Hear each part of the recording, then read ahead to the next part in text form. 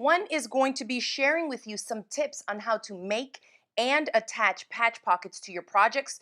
A patch pocket is like, if you see a little shirt for little kids, typically you see it, and it has like a little pocket that's just been stitched on top of the actual main garment fabric. We often will put them as like little pockets on the back of shorts for little kids. I'm trying to think of all the places that I kind of use them for sewing things for my kids when they were younger. And then like a little girl's skirt, sometimes like just basic elastic waistband skirts with two little rounded patch pockets on the front of the skirt, things like that. You can add these on the inside of a handbag as well. You can use the tips and the techniques I'm going to show you here today to attach a patch pocket to basically any project. Now, I am going to be sharing with you a demo on how to make patch pockets two different ways, or I should say that the shape of the patch pocket will be two different ways. One is just going to be a square or rectangular shape with right angle corners, and the other one is going to be how to make a rounded patch pocket at the bottom. Now, give me 1 second. I just want to make sure that everybody can see me and hear me. Let me know in the chat box where you are tuning in from. I am coming to y'all from my home sewing studio. We live here in North Central Florida, where it was 40 degrees this morning, Fahrenheit, and now it's almost 90 or something. I think it's maybe in the 80s. All right, let me just get my chat going up here. How is everybody doing? I hope you're staying warm if you live somewhere where it's super duper cold. Our weather hopefully stays warm because I have a lot of work that I've been putting in for the spring garden. I'm just going to give that a second. Let me grab a sip of water. I froze, huh? Okay. We'll give technology a second to catch up with everything. So in the meantime, I'm going to share with you the reason I wanted to do this demo on the patch pockets is because we are releasing a brand new flash sale bundle today for a new online course. Now, if you've been following me on these live streams for years now, you know that it's been a minute since we did an actual flash sale bundle that includes a online video course that never expires like the rest of my paid for videos, and a kit, a fabric mystery bundle kit with the pattern and the fabric, and this one also has the thread, I think, that you need to make the project. So I'm going to bring this in here into the shot. This is the new flash sale bundle and video course. This pattern, I got to lift it up so you can kind of see the bottom of it here on the dress form. But this pattern is called the Hipster Apron pattern, and it's a Mary Mulari pattern. This one, y'all know that if you've gotten one in the past, we have like a bunch of her different patterns. There is no PDF version of this because it's a whole printed big sheet of pattern. So of course, if you order the flash sale bundle today or until we sell out of them, you will get the pattern obviously in your supply kit as well, okay? Let me see why this is not pulling up for me. I just want to make sure I can see the chat. All right, so the pattern comes with it.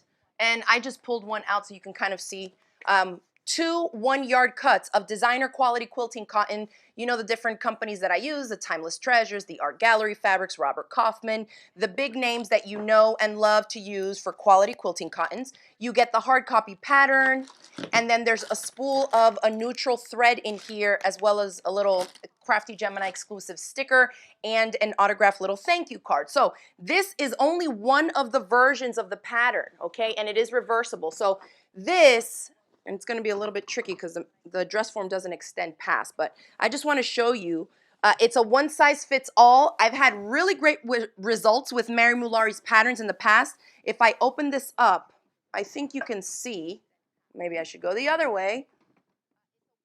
And the straps themselves are super long, so it's designed to go crisscross, like crossed around the back and then back around the front, so it cinches in at the waist and you don't have a lot of movement going on there. This one also features a buttonhole right here on the side. So I'm going to share my tips in the video course. You know how I break down my courses into multiple lessons. One is going to be tips on how to make a buttonhole so that if on your home sewing machine, maybe you've never used the buttonhole foot or done like a 4-step buttonhole, you've never even used it maybe, I'm going to go over on my basic home sewing machine to show you what you need to look for on your make and model of sewing machine so that you can also make a little buttonhole here because we slip the little tie through it so it stays in position. Now, it doesn't have to go all the way. Even if you only tied it around once, this is going to fit most anybody, okay? So that is another thing about it. There's like an adjustable slip knot here so that you can cinch it in tighter this way, tighter or looser for taking it on and off, like it just slides. So there's no like having to tie it while you're putting it on with your hands behind your neck kind of thing. You can just loosen it up, slip it off, and then undo the waist ties. There are patch pockets. And so I'm going to share with you a couple tips to make different patch pockets if you wanted to switch them up from what the pattern includes. And then it is reversible. So that's why we're including in the kit the 2 1-yard cuts, because that's what you need for this. So if you didn't for some reason like the fabrics that were included in your kit, if you get in on the course on the flash sale bundle, save it, because a yard of fabric is a lot. If you're a quilter, you make bags and kind of a more apron type things or small totes and things like that, a yard of fabric, you can get a lot out of it. And then you can just use other fabric that maybe you would prefer for the apron, or you can make multiples since you are going to get the hard copy pattern. Okay, so this is the reversible apron that we're going to be working on in this flash sale bundle. Now, if you already have the pattern, we don't have an option right now to just sign up for the video course. We may do that, but I'm not sure. Right now, this is the only way that you can get it. And once we sell out of the bundles, that's going to be it for this course. Okay, so I'm going to scoot that over to the side. Let me pop back in here and see if this thing came up already. And then we're going to just get started on the demo, okay, on how to make the patch pockets. Give me 1 second.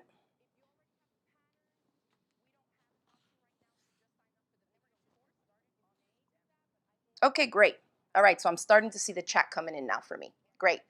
All right, so another quick note, WIP Wednesday, we're moving it up by half an hour. So it's going to be Wednesdays at 12:30 p.m. Eastern time. So mark your calendars. If you're someone who was tuning in every week at 1 p.m., we're just scooting it back half an hour because we have a scheduling conflict. So that's what we're going to be doing from now on, starting today. I did send that out in the email. And so if you're not signed up for our free email newsletter, that is the best way for me to get information to you, whether it's me going live, a new online club, the relaunch of my next subscription box, because right now the bag maker subscription box is already closed. All these things that I'm constantly getting messages and comments about. Oh, I missed out. How do I sign up for this? All that you can get by signing up for my email newsletter. And to do that, just visit my website and you'll see the pop-up window there, craftygemini.com, and you'll see the little pop-up that tells you enter your name and email, and we'll add you. You'll be the first to know of all the different happenings that we have going on, okay? Oh, Jamie, awesome. She says, hey, Vanessa, this looks super fun. I grabbed my course and kit. I can't wait to see your apron, girl. I think you definitely will enjoy it, especially with warmer temps in Texas, right? We get to start cooking. I'm about to start using my outdoor pizza oven again since the temperatures are higher now. Awesome. Okay, so let's go ahead and swap over to my over-the-shoulder camera shot here so we can get started with this demo. Let's see if I can. Ooh, girl, you're getting out of focus instead of zooming in. Okay, I think that will work for me for now.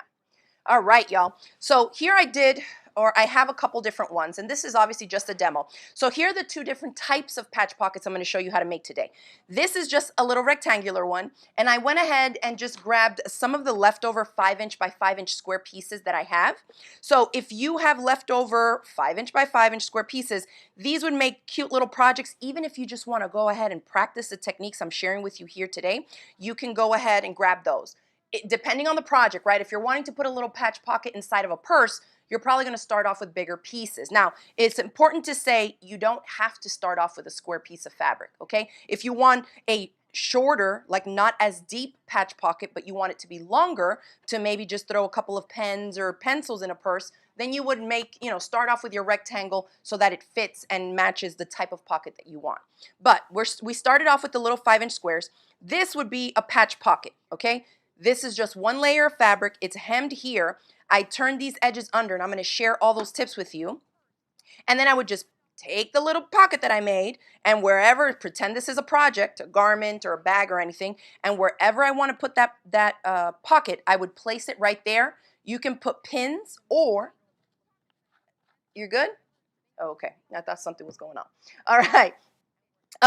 You would just put pins or use something like a washable Elmer's glue. Y'all know that I love glue basting, and that way, instead of running the mistake of like putting pins and kind of slanting your pocket a little bit. If you really go ahead and measure, make sure your line here is straight and this bottom edge is straight, you could just take your washable white Elmer's glue and use one of these glue tips. And we're gonna go ahead and put the link to Laura's shop for the glue tips. Y'all know I like to put these tips on my glue bottle. And you would just flip this over. I would put glue here, just along these three edges. Obviously, don't put any glue at the top because that's the part that makes it the working pocket. And then I would place it wherever I wanted to, hit it with an iron to set that glue, and then go in and top stitch, okay? But we're gonna do all of that with the next ones that I'm gonna make. That is one. Remember I said with right angle corners. The next little patch pocket I'm gonna demo and show you how to make is this super cute little curved one. So the top is finished.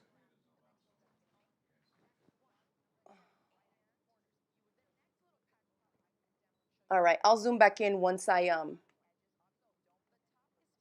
stitch it on so you can kind of see where the stitches were. Okay, is that better? Maybe I froze. Yeah, it says can't see what you're doing. I'm not showing up in the little circle. Let's see. Okay, do you see me on there?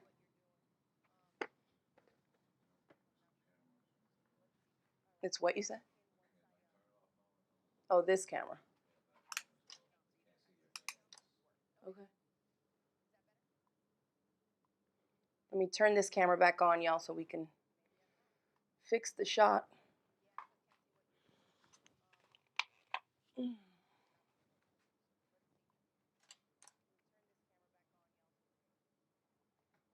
Okay, try that.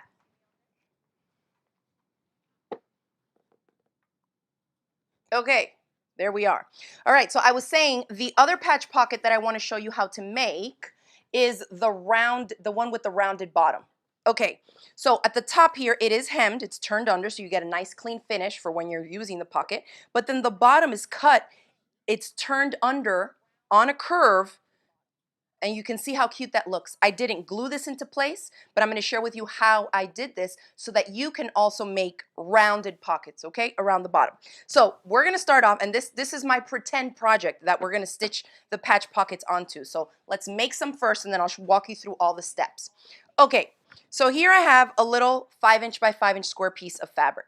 If I wanted to turn this into a pocket at exactly the piece that this is cut, I'm going to flip it over, and I'm going to turn under. Say this is the top edge, and this is important to note because if you're using directional fabric, you want to know what's going to be the top so that you don't have your design be upside down.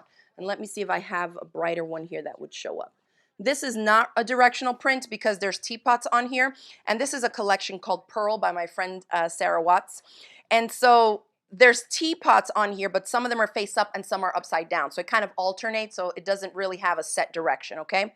So I'm going to flip it over. Say this is my top, and I'm going to turn under that top edge by 1/4 inch, okay? And go ahead and grab my iron.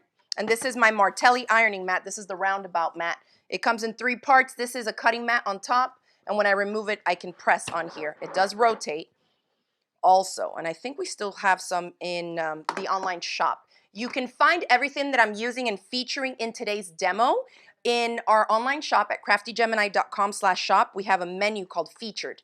And so whenever I go live for WIP Wednesdays, that stuff is listed there so that you can find the Martelli mat and whatever other things I'm featuring, including the flash sale bundle for the apron pattern, okay? So I just turned it under 1/4 inch. My iron is still kind of coming up to temp, but I'm going to turn that under. This is going to be your bestest friend when you are making patch pockets, okay? My tailor's clapper, the wooden tailor's clapper. This again is on our featured tab in the online shop at craftygemini.com/shop because we got them in stock, okay? After I turn that raw edge under, that's basically to get rid of any raw edge. And if you're using pre-cut fabrics like this, you know how they have the pinked edges around the side? You can also pink your own edges using pinking shears, but that's going to help reduce the amount of fraying in the fabric. So we've turned it under 1/4 inch.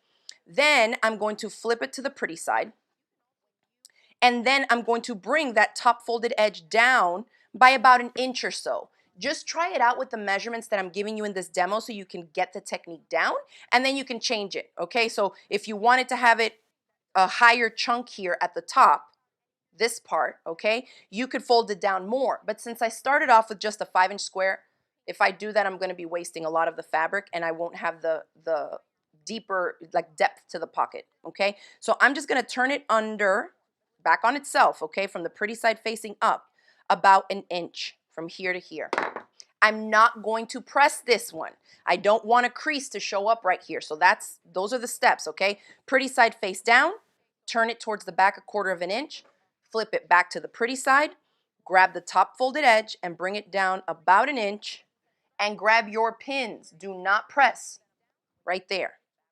I'm just going to put a pin through all the layers to hold it where I just folded it back to, okay? I'm going to put a pin on the other side too. And just make sure that this is nice and straight. You can use a seam gauge to measure. I'm pretty good at eyeballing. All right, so there I have it. We're gonna head over to the sewing machine and just stitch down here using a 1/4 of an inch seam allowance, and you can back stitch at the beginning.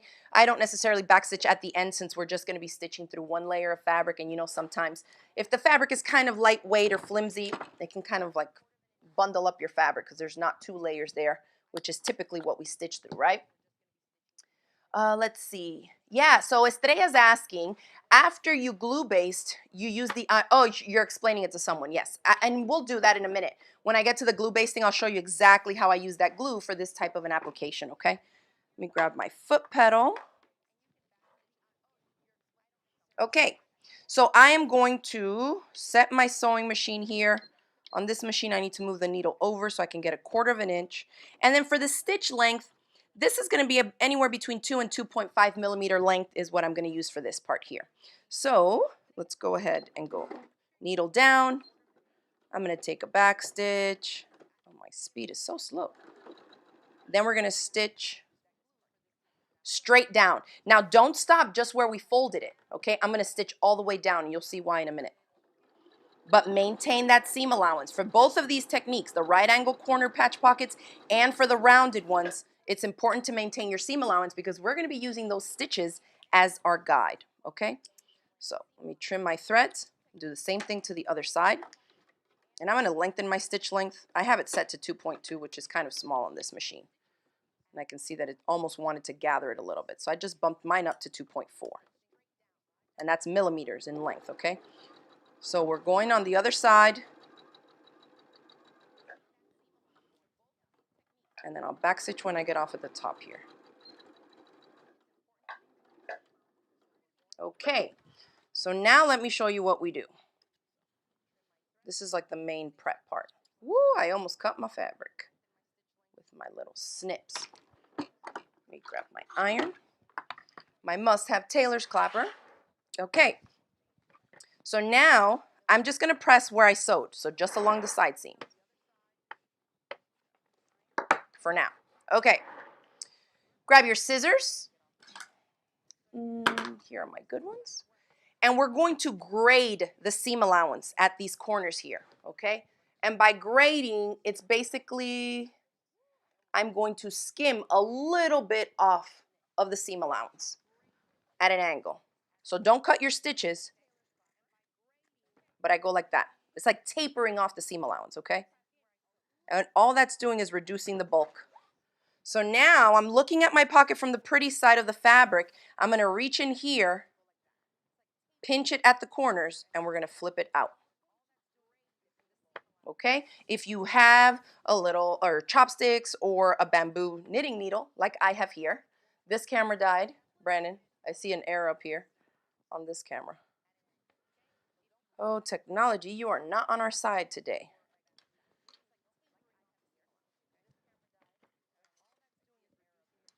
Let's see. It's just the battery pack, it says. Okay, so we can still see with this camera. So now I've poked out these corners, right? We tapered them off, so you should have a nice 90-degree angle corner right there on that side, and the same thing for this side, okay? Now notice what happened because we stitched this area down and flipped it, but then I kept stitching using the same 1/4 of an inch seam allowance here. So I can use now my stitching line as the guide to follow so that the side seam allowances now get turned in towards the back at the same exact amount and you don't end up with those wobbly lines, okay? So I'm gonna press the top now, hit it with my clapper. Woo, so crispy, I love it. Love, love, love that. Look at that. And so you see why we didn't press it the first time, because then we would have had a crease up here going in the opposite direction of the one that we just pressed. So when you're doing that top stitching part, just go ahead and put pins to hold it in position without pressing it. Then I'm going to come here to the side and just finish turning it back right where my stitching line is. What you just want to do is make sure that you don't see the stitches on the front side of the pocket. And I'll show you that in a second. So we're going to keep going here.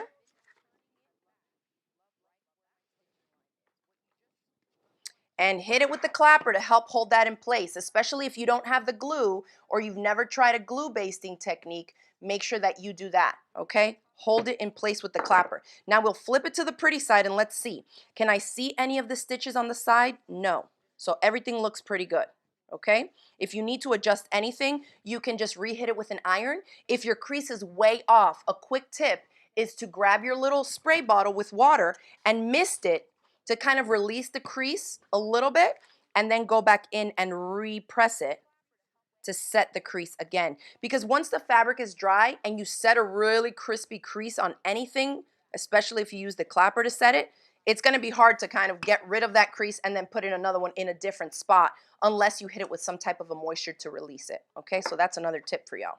Okay, so we flip it. That patch pocket is basically done. The only raw edge that we have here is the bottom one. So to finish that, we're going to flip it pretty side face down of the pocket, and then I'm going to turn that bottom edge under by 1/4 of an inch. And that gives us a nice top finished hem of the patch pocket, as well as all the other remaining 3 sides for a 1 layer of fabric patch pocket that can just be placed on top of any fabric, whether it's in the lining or the exterior of a garment or bag project. And you would either glue baste it or pin it and then top stitch it into place, okay? Let's see. Oh, Nancy's asking, would this technique work with faux leather? So it could, but it's gonna be quite bulky at the top here, okay? Because you have to account for the bulk of the seam allowance that's inside and how bulky it is. And the part that's gonna be the trickiest is that you can't really press the faux leather with the iron to set these creases in place. So it's just not gonna be as crisp and it's gonna be tricky to work with, really. The thing with faux leather and other non-fraying fabrics is that they don't fray. So technically, you could just make a patch pocket and not finish it off with a proper hem because the fabric won't fray. So if you wanted to use like pinking shears and finish the top off like that and then just stitch it into place, you would still have a working patch pocket. It just wouldn't have the additional bulk that you would have with working with that thicker fabric. Okay, so great question. I hope that helps. All right. So that is the little square or rectangular patch pocket technique. That's what you would do. You would take this and where's my chunk of fabric? Oh, it's under here. And you would take, say this is my lining of a bag or something, or a little skirt or a shirt or whatever. I would take this, place it where I wanted it to be. Let's go ahead and do this one because then I just have one more to show you how to make that rounded one. This little guy is going to be next, okay? So you would measure down, and of course this is going to be project specific. Keep in mind when you are attaching patch pockets, especially if it's going on the inside of something, or if you're trying to attach it when your fabric, your project pieces are still in pieces before you've sewn them together, because oftentimes it's easier to add pockets when you're, all the components of your bag, let's say, are separate. You have to account for the seam allowance. So do not try and put a patch pocket close to the top edge if you know that the fabric that patch pocket is being sewn to gets sewn to other pieces. Does that make sense? So say the top here was going to be, say this was a bag lining. If this is going to go in my bag sewn to like a zippered pocket or an inset zipper or something, I would give myself a good bit here before I stuck on the patch pocket, because you don't want it to be all the way at the top. You won't be able to use it, or even worse, you'll run the risk of sewing the patch pocket into the next piece and then you really won't have a working pocket, okay? So think about that. Now, another tip, if you're wanting to center your patch pocket on something, say it's a bag lining or a tote bag, take the main piece that you're going to sew it to, fold it in half, mark the center, All right, so there's my center crease. And then you would do the same thing to your pocket piece, your little patch pocket. Fold it in half, set a crease with your iron, and then when you match up, instead, and this takes out the math. I know a lot of my students really like this technique because if you don't like to measure and you're dealing with like 13 and 7/8 inches and 14 and 1/4 and all that, find the center by folding it in half. Find the center by folding it in half. Make sure that the top of the pocket is at the top so that it's a working pocket and not upside down. And then center one center crease on top of the other. And that makes sure that that pocket is centered on the panel that you're putting it in. Okay? Obviously, if you're offsetting it, that's not going to matter. You don't even need to use that technique. All right? So hopefully that's another tip that will help y'all. But you would place your pocket in place there, wherever you want it to go, and then take a couple of pins and pin it through the layers. I would do 2 and 2. You can even go in and put one in the center to help anchor the center in place so it doesn't get kicked off like that to the side. Or let's go ahead and do the glue. I take my friend Laura's little glue tips here, and we'll put the link in the chat for you. You can order it from her Etsy shop. I believe she restocked them already. I'm just doing teensy little dots all around these 3 sides only. Don't put anything at the top. We need that open because it's a pocket. And then I would take it after I've already marked like where exactly I wanted it to be, say 1.5 inches down from the top, center on center. Then I just hit it with a dry iron. That's going to dry the glue and set it, and then it won't gum up your needle on your machine. However, if you put a lot of glue and it's still wet and you go and try to sew, you're going to have problems, okay? So do tiny, tiny little dots, set it with the heat of a dry iron, and then just leave it there. Give it a minute or so for it to make sure that it's fully, fully dry. Then take it to the machine, and then you would just top stitch around the sides. Okay, let's leave that one there for now. Next, let's make the little round one. Let me grab my other piece here. So the top is done the same way, okay? But I need to cut a curve along the bottom. Oftentimes, this camera died. The front one again. I don't know what's going on. Maybe the internet is just... All right. So sometimes if you're working on something that's round like this, if you're working on a pattern that has the design for it, they will oftentimes include a template, okay? But I'm going to show you how to do it without a template so that you can just wing it, because y'all know I love to eyeball everything. Okay, so I have my little 5-inch by 5-inch square piece. Let me put my cutting mat up here, like this. And the top 2 corners are still going to be 90-degree angle corners. What I want to curve is the bottom, okay? And it needs to be symmetrical. So if you take a square, or this will also work on a rectangle, place it with the top, whatever the top is up, if it's a directional print, okay? I'm going to turn it this way and fold it in half, pretty sides touching. So that was like this. And I'm just pointing this out because if you're using a directional print, you need to remember and orient it with which side is the top. So if that's the top, I fold it in half. I'm going to take my rotary cutter. And you can mark this. You don't have to wing it with a big rotary cutter. I'm going to take a little one. And I'm going to come in. Oh, let's draw it first so you can see what I'm doing. And I'm going to come in flat along this edge. Oh, Lord. These cameras today. I'm going to come in flat along the bottom, and I'm going to curve this way. Now, the first time you do this, don't use a super steep curve, okay? The tighter the curve, the trickier it's going to be to turn it under like this and get a nice clean finish. So I'm going to show you how I eyeball it. So I come in on the side, watch your fingers, and I'm just going to do a slight curve and finish up on that side as well. So you can see there what I took. I didn't really follow my line. I wanted it kind of a shallower curve, all right? So when you open it, that's the curve that we have at the bottom. Perfect. And that's the way to do it without a template. Just fold it in half so that the one curve you do comes out on the other side. Otherwise, if you try to swing it and freehand from one side to the other, I can almost guarantee the curves will not be equal. So fold it in half, especially if you're working with just cotton fabric, and you can cut through both layers at once. It shouldn't be that big of a deal, okay? You can also put a little saucer down and kind of follow the curve and use your saucer as the template, or like how we would use a quilting ruler, and then follow the edge of it with the rotary cutter, okay? So now let's go ahead and do the other steps the same way that we did at the top. So I'm going to turn it or flip this pretty side face down. I'm going to turn under the top straight edge by 1/4 of an inch and press. And if your iron doesn't get very hot, you will likely want to use the glue basting technique here. Because my iron gets really hot and I have a tailor's clapper on a really flat, firm surface, I don't need the glue. Okay, it's going to stay down. But notice that if yours doesn't look like mine and it keeps wanting to, like, you press it and when you lift up the iron it looks like this, just go ahead and hit it with a couple of dots of glue underneath. Literally a couple, like, I mean 2 or 3 at the most.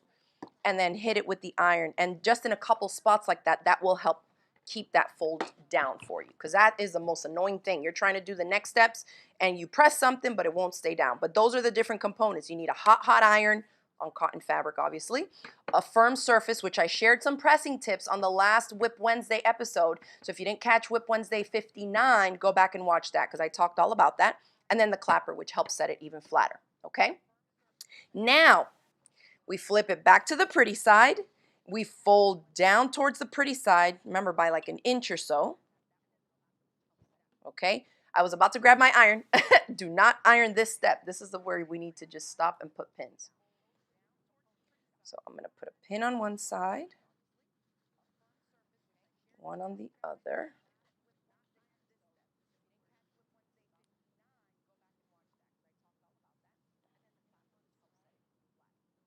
Now, how many of you have seen this type of a patch pocket technique before? Does anybody even use patch pockets on their projects anymore? I know oftentimes for simple bag pockets we use them, or for the apron in the case of this new flash sale bundle that we have for sale. Okay, so I have this pinned in place. It's pretty straight. I'm going to stitch down. So here's what we're going to do. This is where it differs from the square or rectangular one. I'm going to start here. I'm going to back stitch. I'm using 1/4 of an inch seam allowance. If this was a larger pocket, feel free to use a larger seam allowance too. It's fine, okay? I'm going to back stitch here. I'm going to stitch down.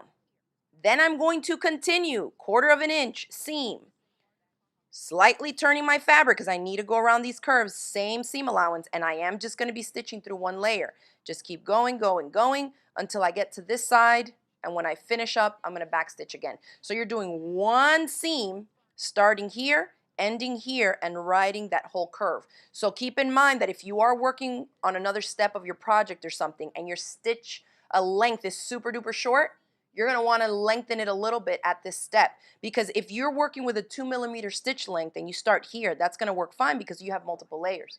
When you get to here, if that stitch length is really short, this stuff is going to start gathering and it's not going to lie flat for you, okay? So lengthen it, I would say 2.5 to 2.8 millimeters in length. Even 3 millimeters in length would work fine for this if you find that your sewing machine tends to stitch really short stitches, even if you have a higher setting, okay?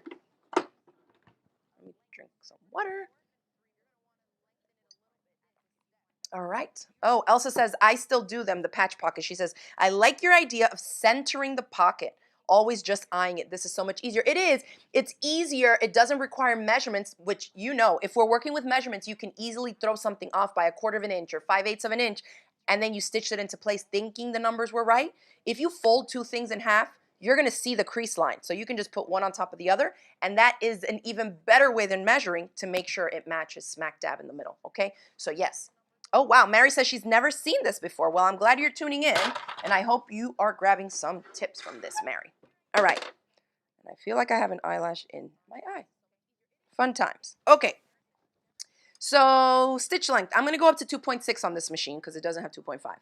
Fine. Starting here, I'm at 1/4 of an inch.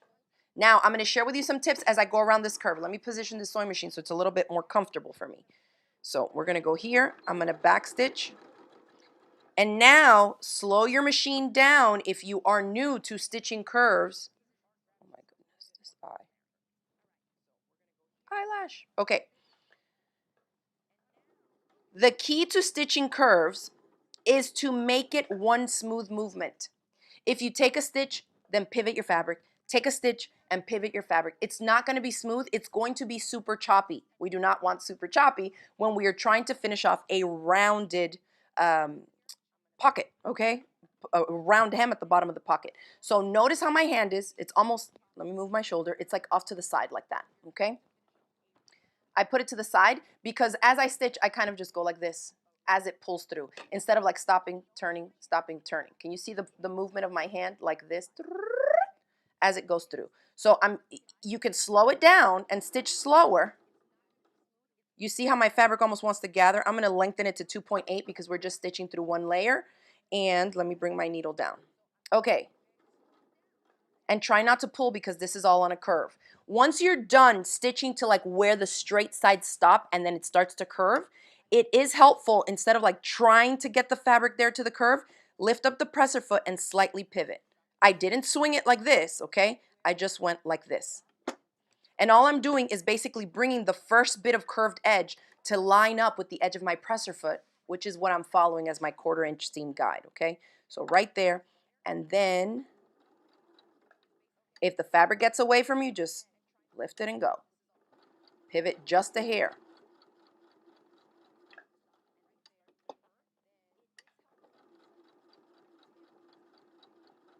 And remember that anything that's cut on a curve is cut on the bias. You don't want to be pulling on any of this or holding it while the machine is trying to pull it through, okay?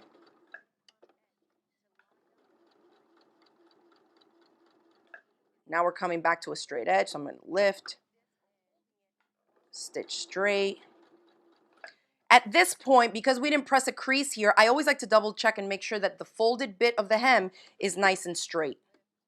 Make sure I wasn't off with my folding. So everything there looks good. And I'm just going to keep stitching and back stitch when I get to the end. Okay?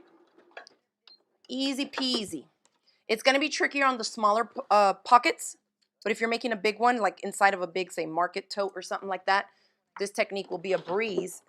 Or you can just use a scrap piece of fabric to try it out before you start making smaller patch pockets to include in your projects too. Okay.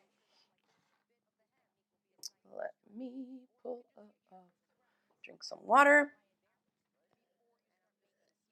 Oh, thank you, Mary. She says, oh, yes, I always learn something new watching you. I'm glad to hear it.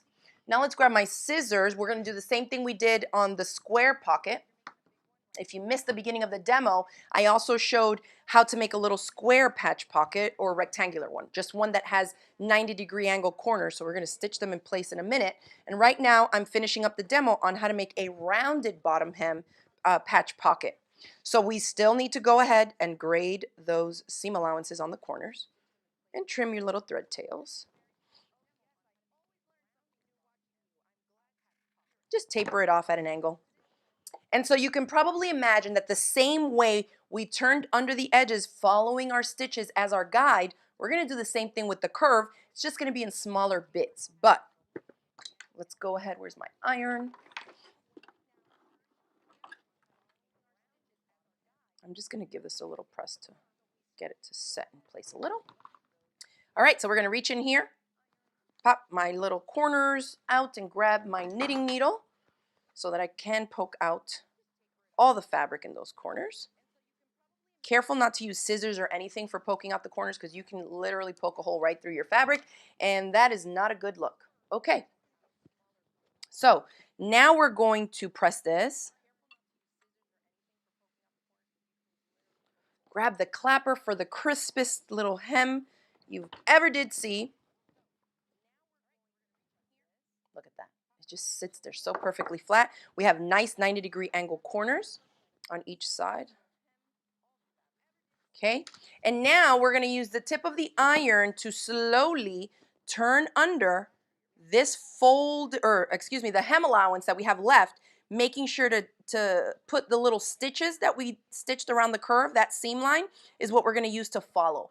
Do not leave any of those stitches showing on the pretty side of the pocket. Remember, this is going to be the finished side. So I want all of these stitches to be tucked under and away. All right, so I'm going to start on this side because I'm right-handed. Don't burn your fingers. And the key is, don't worry if the fabric gathers on this side because this is the wrong side. What you do want is the fabric to be smooth at the stitching line, okay? And I'll show you what that means because this is the part that I find most of my students get hung up. They think, well, this is not going to look good because I'm not finishing it correctly. The bulk that we're creating here by turning under the fabric is creating now 2 layers of fabric. That's where your top stitching is going to be here, okay? These overlapping folds are not going to show as long as the overlap in the fold is not on the seam line or beyond it, because remember, anything beyond that seam line is going to show on the pretty side. So I'm going to continue here. And you remember the technique I showed you earlier, the tip of if you set a crease somewhere by mistake and you want to get rid of it and recrease the area, remember I said hit it with a little bit of water with a spray bottle? That tip is going to come in handy here as well, especially if this is your first time working with a rounded hem patch pocket. So let me show you what that looks like. See, I have a couple folds right there in the seam allowance, but where the stitch line is and beyond it, it's perfectly smooth, okay? Same thing here, here is all smooth around the edge, but I have a couple of folds because it's on the bias and that fabric needs to overlap in order for the curve to continue be riding out, okay? So hopefully that makes sense. We're gonna flip it over and show you how there are no puckers, there's no pleats, there's nothing from the front side, okay? So if you by mistake fold it in a spot, let me try to do it wrong so I can show you how to fix it. Say you go like that. You followed the edge just beyond the stitch line, but then in one area you folded it over too much, okay? You flip it over and you're like, yeah, that's not a pretty even pocket, right? I bit off a chunk basically on this side. So I want to repress that a little bit better. Take your spray bottle and just mist it. As that water absorbs into the fabric, and I'll spritz it on this side, right where the fold is, it will release it, release the crease, okay? So now I have a better idea of where I want to fold it, and then I go back and grab my iron and redo it. So now I'm not fighting against that previously set crease, okay? That water releases the fabric, releases that crease. Then I go in and reset a new crease exactly where I want it. And when you know it's absolutely, perfectly and you're sure that's where you want it, then just hit it with the clapper to set it, okay? And so there it is now fixed. All right, so use that tip to help you release your creases. All right, now let's go ahead and grab this one and place it on our pretend project with pins. And that way we do 2. I showed you how to glue base this one into place. We are gonna go ahead and pin this one right here and show you how I would top stitch it. Now there's a lot of different ways for top stitching pockets to projects depending on how much wear and tear that pocket is going to receive. So we're doing little pockets here to kind of just show you if you're making clothes for little kids, chances are they're not going to put anything but their little found treasures into the patch pocket, so it's not going to get a lot of weight. And what I mean by that is that the stitching that's then holding down the patch pocket in the project doesn't have to be that heavy duty or that reinforced, okay? If you are adding a large patch pocket on the inside of a big tote that you plan to cram full of stuff, then you may want to go in and even do 2 lines of top stitching. You can come in, that camera died again. You can come in here and do some reinforced stitching. So instead of just starting here and back stitching and stitching straight, you can come across here, come back down, reverse here, and then come down. It's just giving you more stitching to reinforce, especially the top edges. That's where you're reaching into the project. It's more likely that that's where it's going to be getting yanked on, okay, at the top there. So if you don't do any type of reinforcement or 2 lines of top stitching, you absolutely want to make sure that you are at the minimum back stitching at the top. If you start stitching here, you won't even have a chance to use the pocket. As soon as you go like that to try it out, the stitches are just going to rip out. Okay, so at the bare minimum, back stitch at the top and the bottom. All right, so now let me grab pins, because for this one I want to show you how I would pin it if you don't have glue or you're not familiar with a glue basting technique. You would again say, I still can kind of see my crease line, so let's just go ahead and do this. So if you're trying to find the center of it, to center it on a larger piece of fabric, just crease it and place one crease over top of the other. And that will make sure that it's perfectly aligned. Then I'll grab my pins. You know what? My ironing mat is fabric and I don't want the pin going through it because then I'll get hung up. So let me put it on a slicker surface that the pin won't go through. All right, so here, and especially if it's a big one, if it's a big pocket, anchor it in the middle. Just make sure that that center crease line is going nice and straight, and just hold it top and bottom. Whoop, don't move it. And run it one side of the center crease line and the other. So it can still move a little bit this way and that way, but the center is really anchored into place pretty good. And then you can go in and, you know, add a couple more pins along the side edges.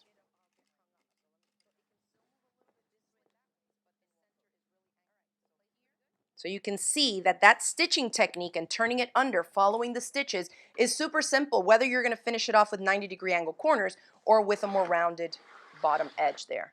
So then for top stitching, if you watch my videos, you know that I like to use a longer stitch length for top stitching, okay? Longer stitch length, it just, for me, visually, it feels like I can see the stitches a little bit more, especially if you're using a contrasting thread color or maybe variegated thread and you want that pop of color. That can be really, really visually appealing if you have a lengthened stitch, okay? So this is our top one. All right, this is glue basted. That's how it's staying in place without any pins, okay? For those of you that maybe are tuning in late. And then I'm going to just get close to the edge. When we top stitch and attach a patch pocket like this, we typically are using about 1/8 of an inch seam allowance. If you recall, we turned these edges under by 1/4 of an inch. If you use a seam allowance larger than that 1/4 of an inch, you're gonna miss that folded hem under there, and you don't want that. You want both layers to get caught and attached to whatever the main fabric is. So for stitch length, I'm going to do 3 millimeters. You can be anywhere between 3 and 3.5 millimeter stitch length. Tends to work good. And so for this one, I'm going to do the minimum. I'm coming into the project and back stitching into the main fabric. Don't just think those stitches need to be on the pocket fabric. Go into the main fabric so that they're anchored in both places, all right? And then I'm just following that 1/8 of an inch seam allowance. I'm going to stop with the needle down at the corner so I can pivot. And to pivot here and maintain that nice, neat top stitching, I'm stopping with the needle in the project the same distance up from this bottom edge that I went in from the side edge, right? So that's going to allow me to pivot exactly 1/8 of an inch up from the bottom edge so I can do this. The needle is in my project. I lift up the presser foot. I pivot my fabric or my whole project 90 degrees, and then presser foot goes back down, and then we continue stitching. That way you don't have any bobbles in your stitches, you don't have any wobbly bits, you didn't go off the edge and then try to get back on. Go slow at the corner so you know, okay, boom, I stop right there, 1/8 of an inch up from the side edge, needle is in, presser foot up, pivot, back down, and finish stitching this third side.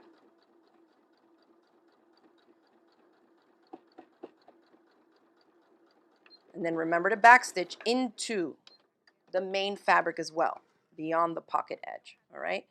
So that one is done.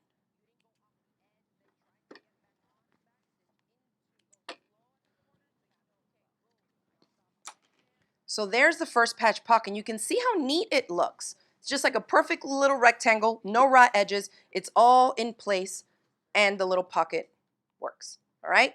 Now let's do the other one. And for this one, I'm going to reinforce a little bit more here on the sides. So for this, it can be a little bit trickier, but let me see if this can show up with the marker. You basically want to have somewhat of a triangle here, because it gives me more surface area of both fabrics to grab before I continue around top stitching here. So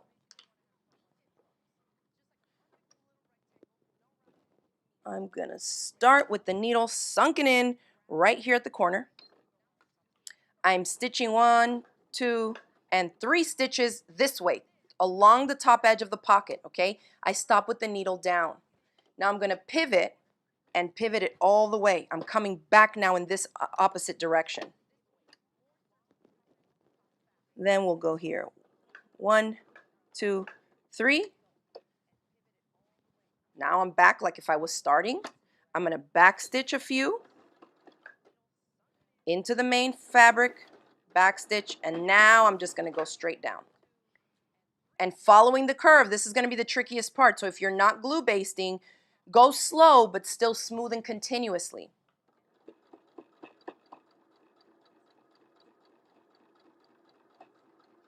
And if you're new to sewing curves, especially for top stitching like this, and you find that like you can't really maintain that 1/8 of an inch seam allowance all the way around a curve, my biggest recommendation to you will be to use a thread color that matches exactly the fabric of the patch pocket or is slightly darker. That's going to blend in better than if you use the thread color that is lighter than this fabric.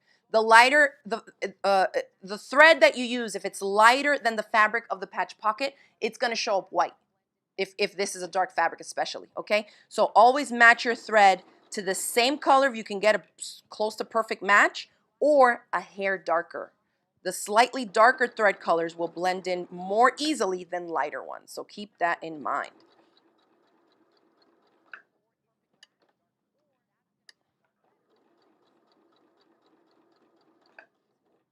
Okay, so now I'm going to come all the way to the end,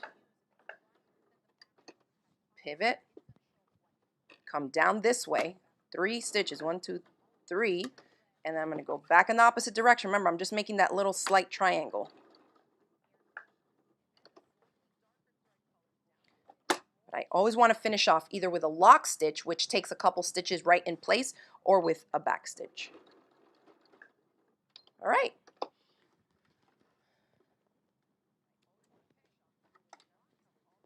So let me move this out the way and grab my pressing mat here. Let's see.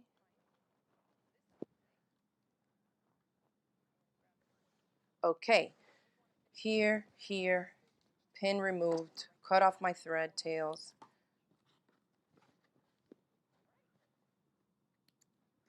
And then we'll for sure give it a press, okay, to set all those stitches, and that just gives you a nice, flat, crisp pocket finish. If you have a clapper, of course use it. And if you don't have one, we have them in stock right now that you can order one. Okay, so boom, boom, set all those stitches. And you can see I used a gray thread, but because this is a light aqua color with some like metallic gold in it, you can barely even see the stitching. All right, so you can always audition your thread over top of the fabric to get an idea of what the top stitching is going to look like, especially if you don't feel super duper confident top stitching, okay? So there it is. Little rounded edge patch pocket, and then one with right angle corners. So if you've never made a patch pocket, whatever next project you're working on, maybe give it a try. Go ahead and just put my face up there, Bren. So I'm getting a good question here. Annette is asking, would you top stitch across the folded part of the pocket before you sew it on? You can. If you don't want to show any additional bulk underneath here, you can top stitch the, and I'm assuming you're asking about that first 1/4 inch that we turned under. I don't find that that's ever really a problem, as even in garments, especially if you use a glue basting technique and it's like in a purse that's rarely going to get washed.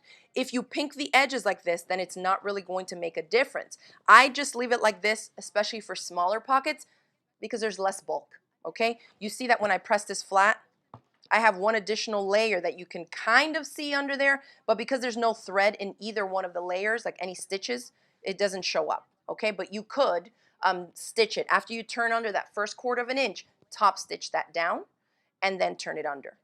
If you're asking about top stitching here, that's going to be just like a different look for the pattern.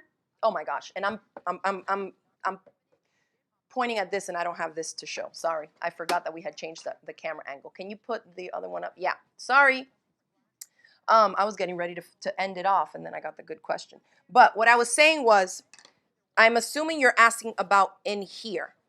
You can top stitch this layer here if you want stitches to show from the front side, okay? Sometimes we're working with cute directional prints and you just want the fabric to show, you don't want those stitches. So I would leave it like this.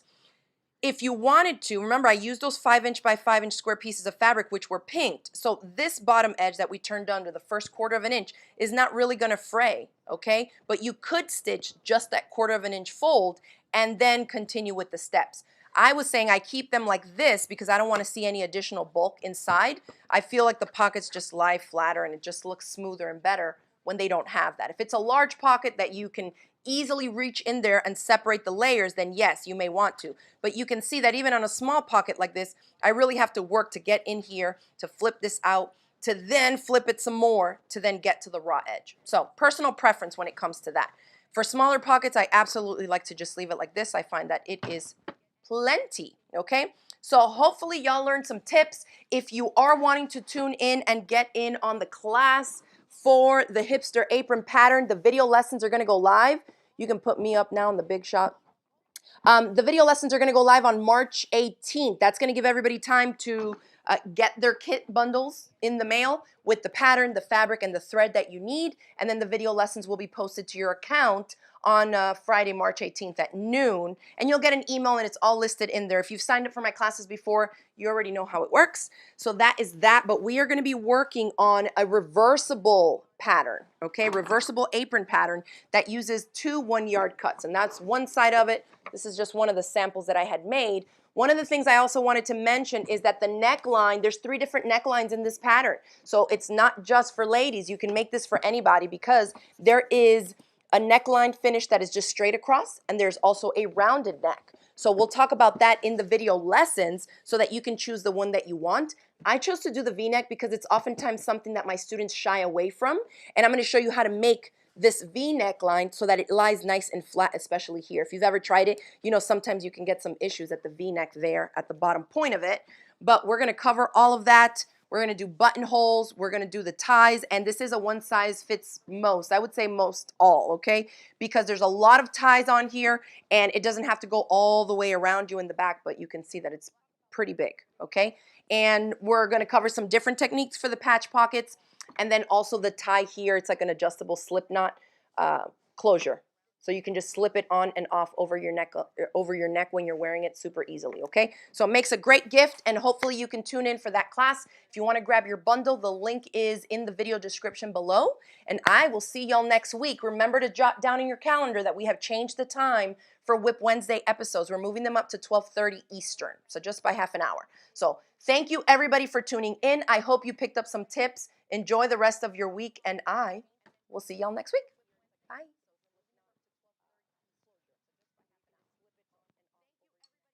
And I hope you picked up some tips. Okay, enjoy the rest of your week. So it makes a great gift, and hopefully you can tune in for that class. If you want to grab your bundle, the link is in the video description below, and I will see y'all next week. Remember to jot down in your calendar that we have changed the time. So it makes a great